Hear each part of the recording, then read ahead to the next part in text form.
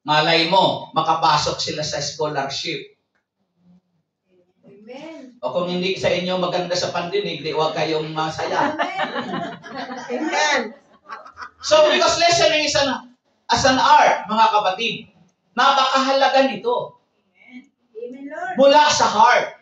Na yung napapakinggan mo, may ears siya, may pandinig siya. Doon naglalanding yon sa heart natin. Amen ba? Amen. Now, you know, the word heart is mentioned in the Old Testament where it is used 576 times. Sa Bible ng King James Version.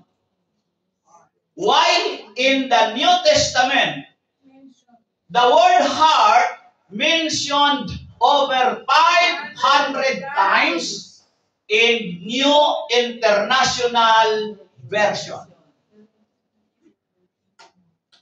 So, mayroon kayong idea? Bakit, mga kapatid, ganun na lamang? The reason of the frequency of each mention, mga kapatid, around 576 times in the Old Testament and 500 in the New Testament, highlights its central role as the control center for all the human attitudes. Amen. Yung pag-uugali ng tao, yung inuugali ng tao. Ano pa bang ibang term sa inuugali? Ugali. Costumbre. Costumbre. Yung costumbre kasi ano yun eh? Belief. Asal. Ano pa? Gawa. Yung inuugali mo, mga kapatid, ito pala, control center of all human attitudes, attentions, and actions. And the locus, where spiritually understanding and transformation occur. Meaning, ang lugar kung saan nagaganap ang spiritual na pag-unawa at pagbabago. Diyan sa puso nagmumula. Amen.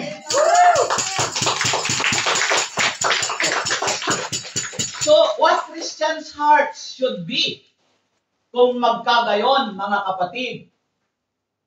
Control of the center of human character, attitude. Doon pala nagaganap. So, what Christians' heart should be?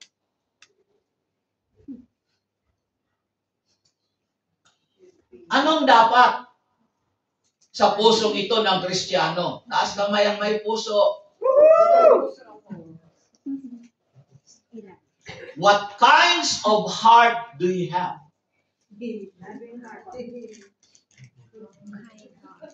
What Christian's heart should be? Yung nasasabi natin, but ngayong oras na ito, what your heart should be. At ngayon, kung isasalang natin yan sa heart center, ilalagay natin doon sa, ano bang tawag doon? Isinasalang yung puso.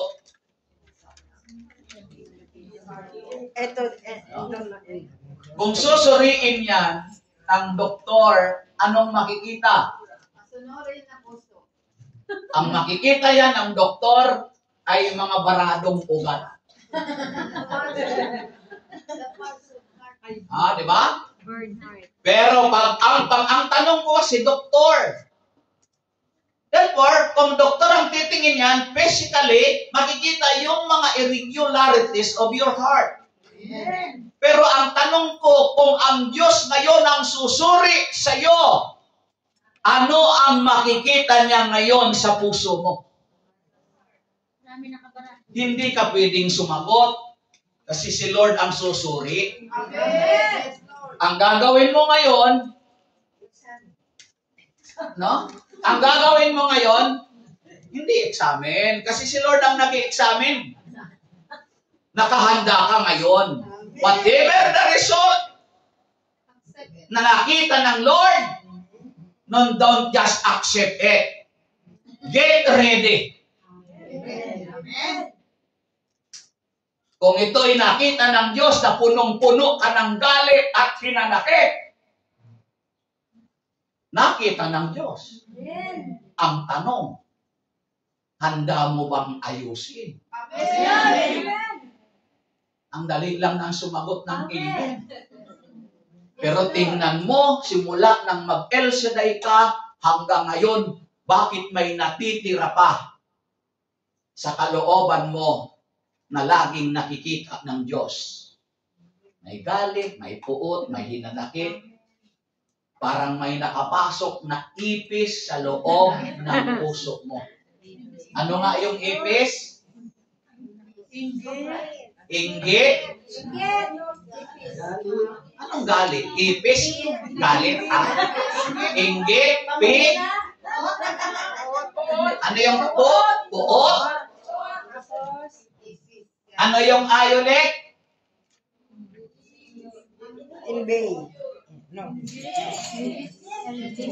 Wala talaga kayo sa masayang saksata na. Ano yung ay? Inggit, puot. Pag hinanakit yun, inanakit. O nasa Pampanga ka na naman. Inis. Selos. Selos. Ipis yan. Huwag mo yan papasukin sa puso mo. Amen. Dahil ipis nga yan. Kayo nga takot-takot sa ipis, ang liit-liit na bagay. Amen ba? Amen. So, one, we must have a teachable heart. Amen, Lord. Amen po? Amen. Namnamin nyo mabuti. Teachable heart. When we talk about teachable, madaling turuan. Amen. Hindi matigas ang puso. Kasi kapag tinuturoan na, kapag yun itinuturo sa'yo, hindi mo gusto, ayaw mo. You know the advantages that you have a teachable heart? You have the ability to learn quickly. Yan ang advantages, yan ang kaibahan. Kung mayroon kang pusong madaling turuan, you have ability to learn quickly. That's what I call fast learner. Congratulations sa mga member ng Masayang Satsatan Room, bawal ang killjoy. Kasi ilang linggo pa lang, ang tatalino na ng mga estudyante ko. Abang-abang nila yung question and answer kasi may premium. Sa susunod, iibahin ko naman. Yung makasasagot ang siyang magbibigay ng premium. Tingnan ko ngayon kung sasagot ba kayo ng tama.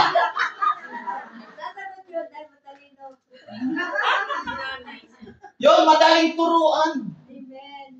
Biro mo ba naman ang tanong, saan ka, anong prutas ang nakapaligid ay CCTV? Ang bilis. Split seconds lang may sagot na. Pinya. Yung mga hindi activated yung isip, bakit pinya nakapaloob CCTV? O diba? Crowell, grabe yung kanilang kalooban, ang bilis. Natuto. Isipin mo nga CCTV. Ano ba ang CCTV? Pang-sensor. Kung pang-sensor yun ay parang mata. O diba, ang tanging prutas na may mata, Pineapple? Buti na lang, yung unang sumagot, ang nilagay nila lang, pineapple. Hindi niya nilagay niyang Diyos. Kasi yung ibang mga sumasagot, ang dami. Ang dami pang paliwanag. May rules tayo eh. One word, no explanation. Sabi ng sumagot nung isa, yung isang tanong, anong hayop?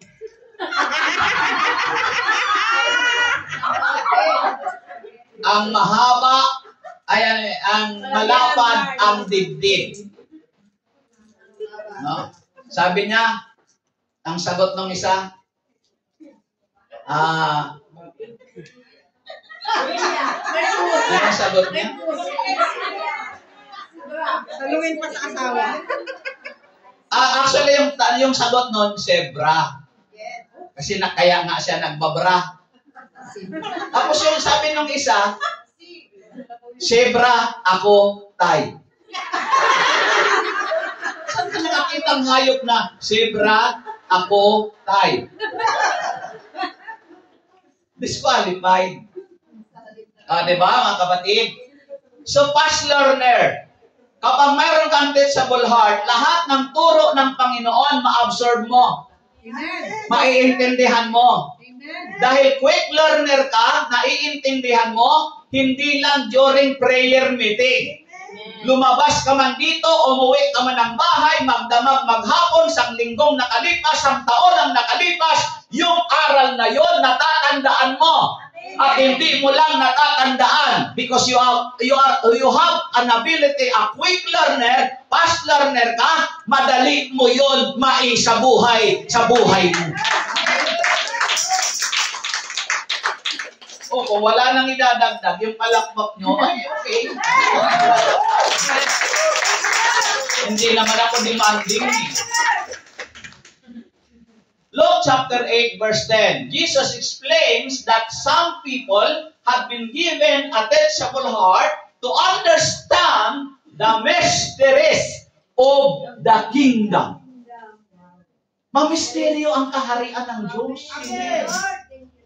Ang misteryo niya now, I ask, where did you find the kingdom of God? O di ba, dahil sa misteryo, hindi nyo masagot. Saan mo makikita ang kaharian ng Diyos? Yung puso. O di ba? Oo nga, sabi mo, sa puso. Parang sa iyo, saan ba nga talaga?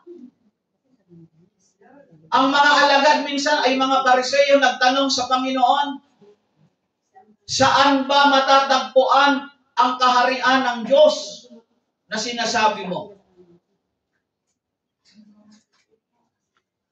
Sabi ni Lord, wala rin wala rito, wala doon.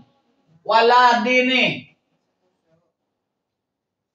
So anong sinabi, anong salitang ginamit ni Lord? Grabing katahimikan nyo. Ha? Sabi niya, wala roon, wala rin. Hindi ni alam kung saan ang paghahari ng Diyos. Wala roon, wala rin. Anong salitang ginamit niya? Batanggin nyo.